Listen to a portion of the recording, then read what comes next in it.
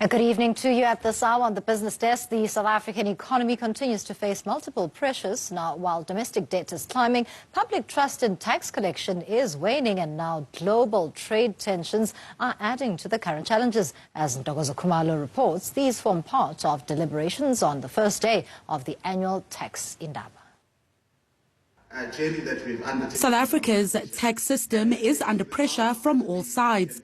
Delegates gathered for the first day of the 12th Annual Tax Indaba in Kempton Park zoomed in on domestic issues, the biggest being South Africa's ballooning debt. Deputy South African Revenue Services Commissioner Johnston Makhubu didn't mince his words. Without us dealing with the debt through the raising of additional revenue, we will continue to be in this spiral of higher debt servicing costs that crowd out other essential services that we need to be able to prepare for.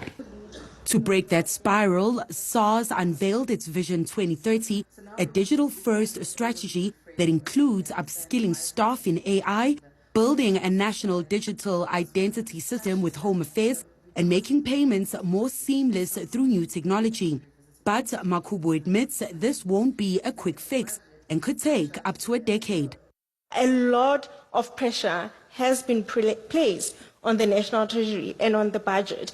And, some of those strategic elements that we are looking for, some of those growth initiatives, sometimes lie outside of the National Treasury responsibility. And it actually requires all the stakeholders to come together.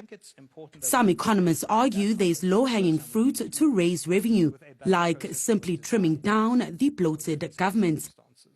Treasury's Christopher Axelson says this year's budget has shown the need for wider public participation in shaping fiscal policy.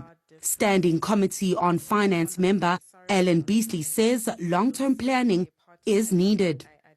There's just too much short-term thinking. We don't think long-term, because every 2.5 years we have big elections. We either have local elections or national elections. So every political party is driven by what's best next for them in the next elections. So there's no long-term thinking. SARS talks about 2030. As a country, we should be talking about 2040, 2050. How do we actually go there?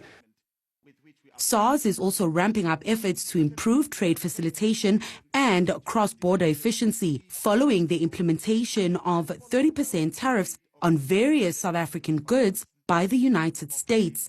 The ability to move trade is also great. Again, as we close up our Vision 2025, it's also encouraging that when we look at our service charter, we have seen improvement in the last 5 years that ended in 2025. We have seen that moving from 54 to 87%. Again, the difference there of 13% tells us that these are promises that we may have not met in dealing with the tax paying wealth. And again, in line with continuous improvement, we acknowledge the fact that it has shifted in the right direction, but we want to hold ourselves to an even higher standard.